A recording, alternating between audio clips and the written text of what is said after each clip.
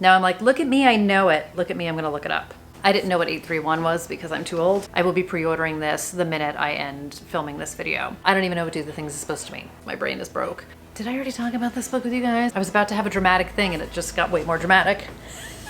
Buzzword. I would like to say for the record, I'm 100% not prepared for this video.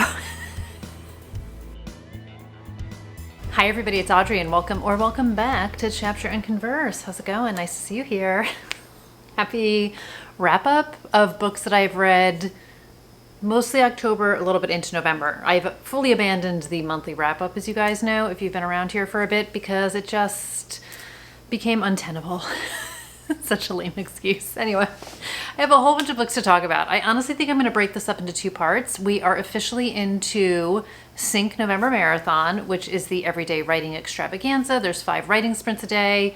I typically only attend the 8 a.m. just because I'm working during the day and I'm not really a good writer once we hit 9 o'clock at night Eastern time, learning different things about myself as time goes on. But my number one work life priority is to write. So it has impacted my reading. I talked about this in my quarterly wrap up or like my Q3 review, whatever the heck I was calling it.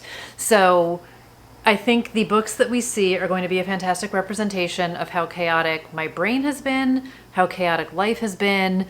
The pattern of 2024 continues. The good news is it's almost over. So at least 2024 is I'm hoping to turn the dang page. So we'll see. So I've got a whole lot to talk about. I think I said this. Did I say this? I'm going to break it up into 2 parts. I started to say it because I'm spending most of my month writing as much as I can possibly write. And I'm gonna milk the content. Not even gonna pretend. So when you see me in this sweater talking about books again, just know I filmed it all at the same time. Nothing but a behind the curtain situation here. All right, let's talk about some books. Let's not talk about me. All right, we're gonna start. This is gonna be choppy. We're gonna start with Dead and Gone by Joanna Schaafhausen. I talked about this in my Dark Academia video, so if you saw that, fantastic. If you didn't, go check it out. It's me talking about a bunch of books that I recommend / a whole bunch of books that I want to read. This is a recommend. This is the 3rd book in the Annalisa Vega series. I do believe you can start here if you want to. You don't need to start at the beginning of the series. I very much enjoy the series, so if you're looking for a series, I would happily jump into book 1. But if you want to test the series, test the writing, test the character, you can jump in here. This one was like real good. I really enjoyed the first book, which had a serial killer vibe to it. And then this puts us on a campus. The cover is one of my favorites. And I just really loved this book. So as with, I find, any series, because I'm going to talk about another one, if you do jump in a little bit later, some personal life stuff gets spoiled. There are some references to past cases, but I don't think it's to the point that like it would ruin things. I don't know. What do I know? Okay. So we are back with Chicago police detective Annalisa Vega, and she winds up getting pulled into kind of a mysterious death of a former police officer who is now a private investigator. And as they are trying to investigate what happened to him, they are looking into the cases that he was currently investigating, because maybe something he was looking into as a PI is a reason why he was killed. So we see them sort of go down the path of these different cases that Sam's the guy who died, was working on. And as fate would have it, her brother is one of Sam's clients. Dun, dun, dun. I love it when these coincidences happen that make a great book. So her brother, Vinny, I feel like when I talked about this in a different video, her brother's name is Vinny Vega, and I was like, is that the guy from Veronica Mars, but Vincent Vega in Pulp Fiction? Anyway, I can't get past any of it. So Vinny's daughter, who's a freshman in college, her roommate is being stalked, and he was having this detective look into it. So that's where we get our Dark Academia. I loved it. There's this great college atmosphere vibe, the frat parties, dorm life, just that whole environment of college life. I think part of it is like scratching an itch because part of my book, it's not about me, but it's about me, does have a college timeline to it, so I'm very much in that mindset. I also am a sucker for dark academia, but then we also get multiple cases that they are investigating. I really liked it. It's very hard to talk about because I don't want to spoil anything, but I really enjoy Annalisa as a character. I think she's a fantastic character. There is some great personal relationship stuff in here, so it's not necessarily romantic suspense, but she does have a romantic partner, but it's not the lead story. I am not someone who needs romance in her thrillers, but when done right, I very much enjoy it. So I very much enjoy it here. This is the second Joanna Schaafhausen series I have read, having a very good time with it. There is a fourth book in this series, which is out now. And then book 5, I want to say is coming up maybe early 2025. But like I said, you can certainly jump in here if you want to give it a go. It's still seasonal. It's fall. I'm trying to think, when does this book even take place? Not that it matters, but I do know that some people do like to do a seasonal read. Anyway, I feel like it's, I'm such a boob. There's a Halloween party. So it's, it's like late October, early November that this book takes place. There's a Halloween party is like one of the core plot lines. If you guys have read it, you're probably like, oh, like know when it takes place. Anyway, loved it. Great writer, great characters. Highly recommend. Okay. If you're looking for romance, pure romance, no mystery, I'm going to recommend Big Fan by Alexandra Romanoff. I am obsessed with this book cover also. This came onto my radar from Grace Atwood. She is a blogger. She's one of the like influencer, like all the things. She's like the every trick pony. She has a great website. She has a great Substack. She was one of the original hosts of the Bad on Paper podcast that I talk about a lot, but she had posted about this. And then I actually saw that Becca Freeman, who is a current host, was talking about it. And then they had the founders of this imprint on the podcast. I got pulled right down the rabbit hole on this. So this is from 831 Stories. This is a new imprint, and just like a little bit about the imprint before we talk about the story. They created this imprint with the romance reader in mind, and with the idea that a lot of books, specifically in the romance genre, tend to develop a fandom or maybe fan fiction and grow into this sort of like bigger than the book was kind of a thing. Think about like The Idea of You, which is what this book reminds me of. So they have sort of created this imprint and created these stories that comes with it fan fiction, comes with it like bonuses, things that develop over time is sort of part of the marketing package. I feel like I'm doing a very bad job trying to describe this.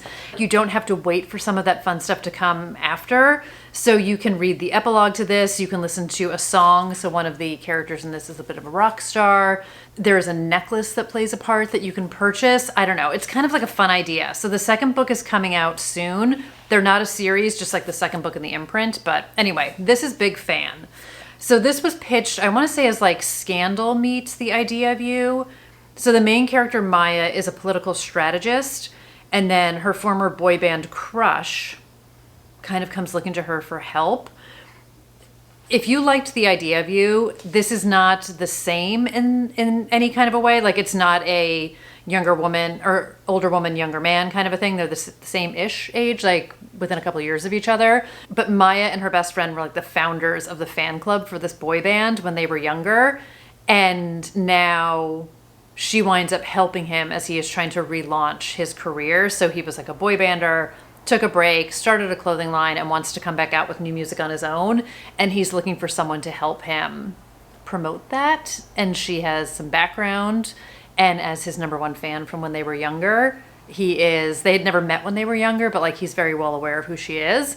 And she has become infamous because she is in DC and her husband cheated on her royally, and she was part of a political scandal. So everybody knows who she is, kind of a thing. So she's trying to reinvent herself in a lot of ways as well.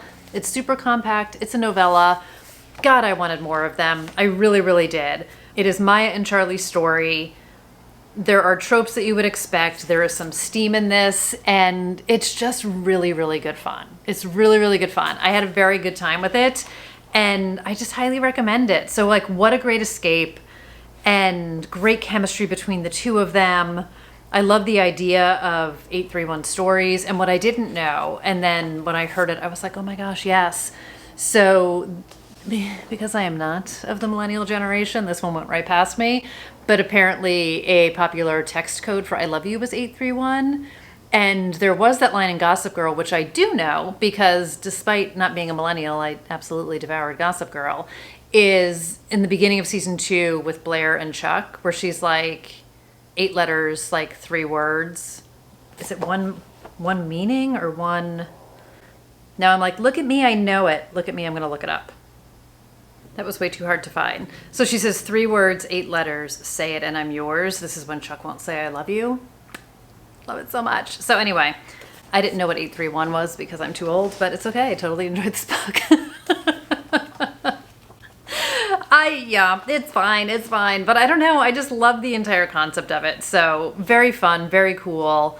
And it's like a fandom is built into the stories while they're being written, if that makes any kind of sense. I don't know. Let me know. The next one, I'm not even sure what the next one is about. I don't know. I'll post it down below. I'm not sure when it's coming out.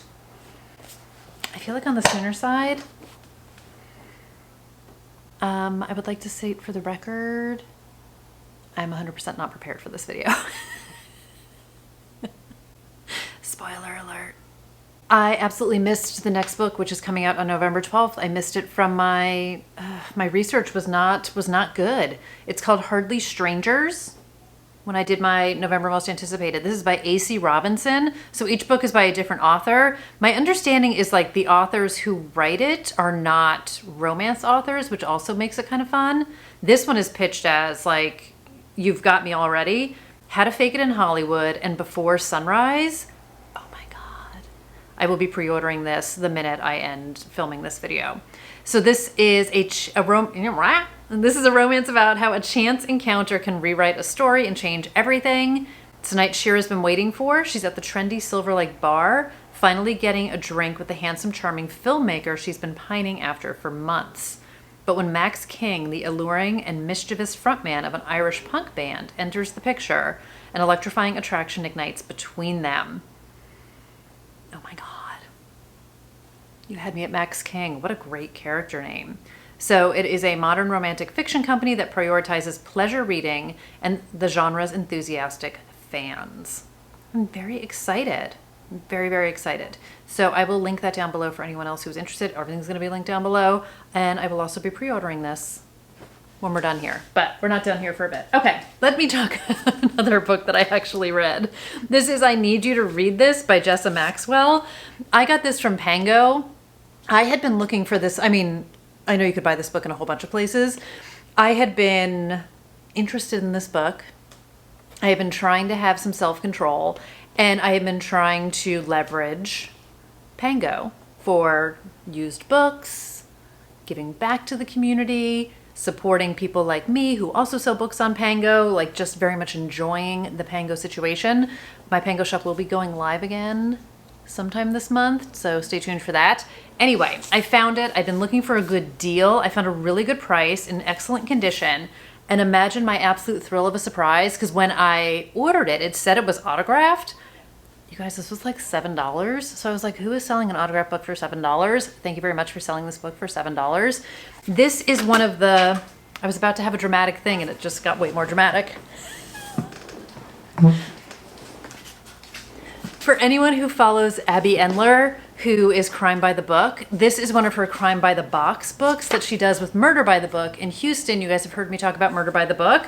So that was one of her book box selections. So I'm super excited because now I have like Abby's little note from the inside, another Murder by the Book bookmark, and it is 1000% autographed by Jessa Maxwell, which is so cool. I don't know, it just feels like an even bigger bonus treat.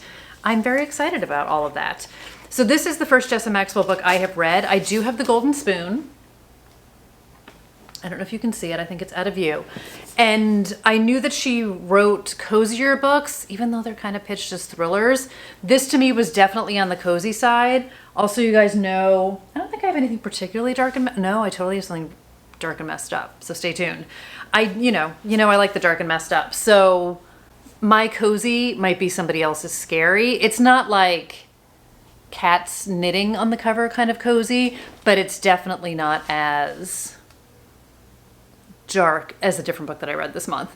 But there is some darkness to it. So, okay, what is it all about? This is set in New York City, buzzword, and we have an advice columnist who is murdered. I'm going to try not to say it that way every time. I just don't know how to unsay it that way. And nobody really knows kind of what happened to her. So she was a famous advice columnist, Dear Constance, kind of like a Dear Abby situation. And she was murdered. And then we fast forward like 9 months later. Murder's not solved. She was murdered out at her house in the Hamptons.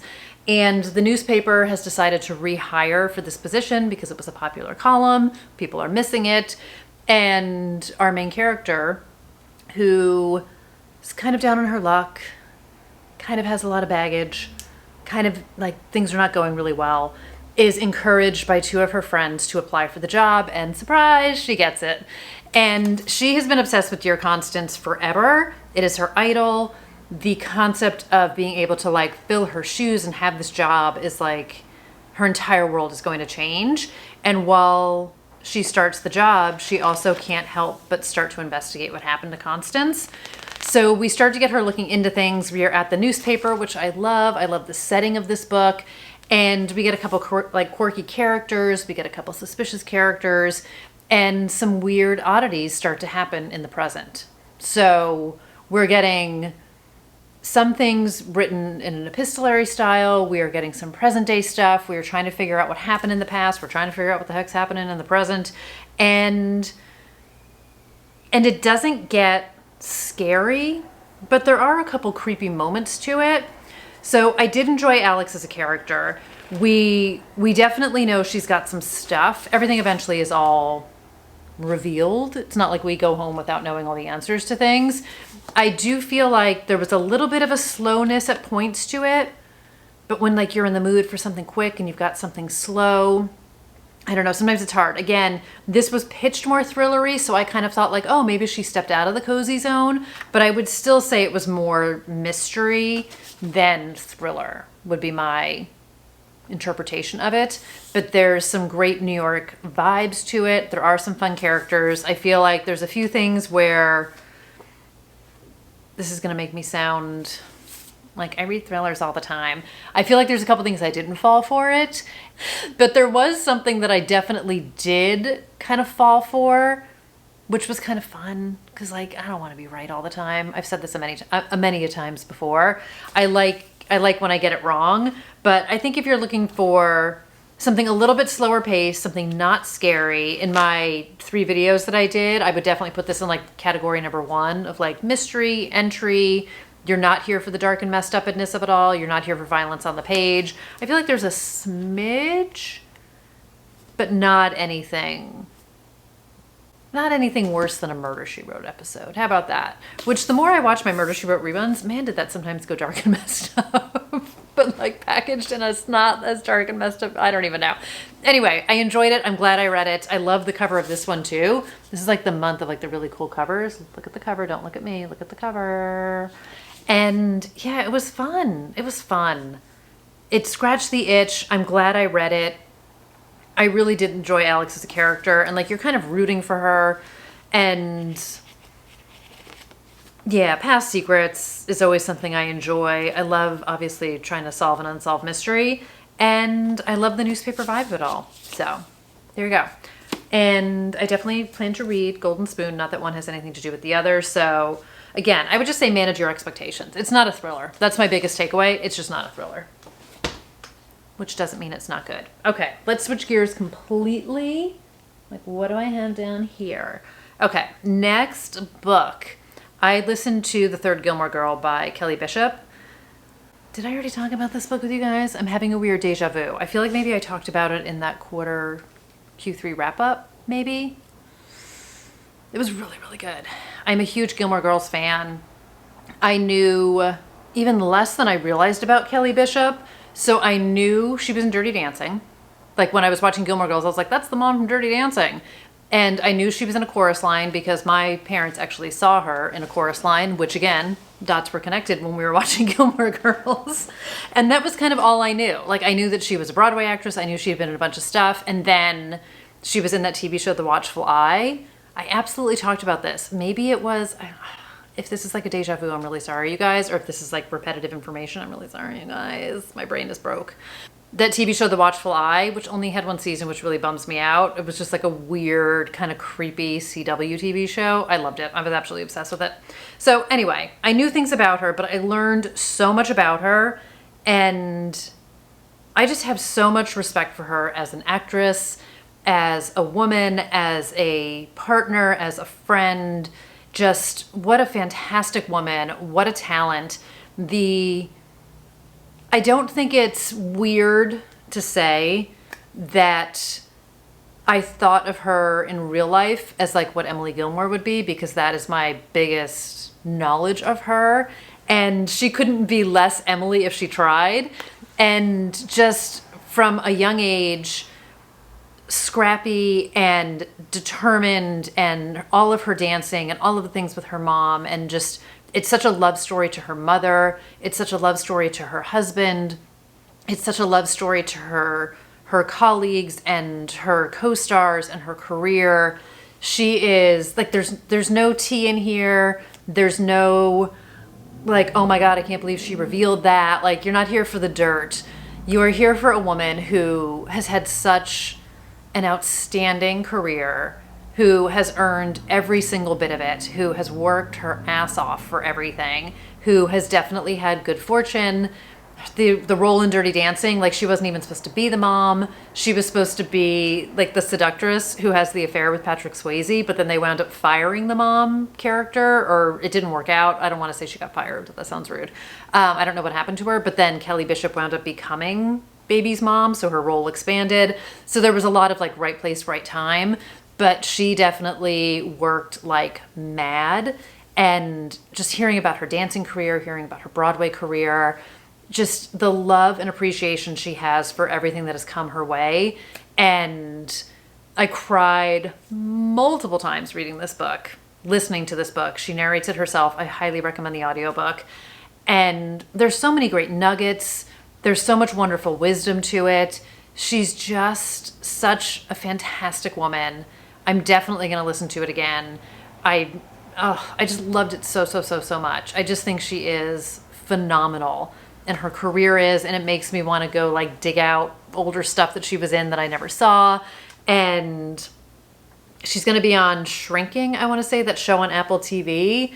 Apple TV and I are breaking up because I finally watched Presumed Innocent, so we're going to break up for a bit. But I just think she's absolutely fantastic. So there is, I don't know, I mean, like, there is like good time dedicated to Gilmore Girls because it was 7 seasons. And she's very honest. Like, she doesn't hold back, but not in like a rude way. She's very fair. She's very constructive. She's very honest about how she felt about things. And I just think it was really, really great. And man, she is so funny. She's so funny. But it's just pure delight. It is absolute delight. I highly recommend it. Yes, I want to start rewatching Gilmore Girls. I mean, there's so many things I want to do with all the time I don't have. But if you are looking for a great escape, if you are looking to just indulge in just a completely delightful book, I highly recommend you hang out with Kelly Bishop for like 5 or 6 hours. You will not be sorry. You won't be sorry. And I am going to leave you there for this video with fond, fantastic Kelly Bishop memories. So there will be another video coming soon because I'm filming it all right now. So I have another series to talk about. I have a YA thriller to talk about. I have a true crime to talk about. I have probably one of the most fun books that I read this year that is both dark and darkly comedic, which was absolutely fantastic. So tune back in for that one. I also have a fiction, the way I could not put these words together, fiction inspired by true crime. I filmed it, I need to edit it. So that will be coming up. So you'll probably see that next, and then some more book reviews, and then we'll see. And then I have been saying I was going to burn it all down for a really long time. I need to do the Unhaul project because I just need to get rid of stuff that is stressing me out, and I'm just stressed out by all the stuff around me. So I am going to, like I said, reopen my Pango shop, have some stuff on there, do an unhaul. So your girl has plans, but in between it all, I'm also writing a book. Or editing a book. It's already written. So we'll see what happens. Anyway, if you made this far, thank you guys so much. Thank you for being here and for supporting and for watching and for all the fun stuff. I hope everybody's doing okay. I'm still adjusting to the time change adjustment. I lived for that extra hour on Sunday. I'm not gonna lie, that was great.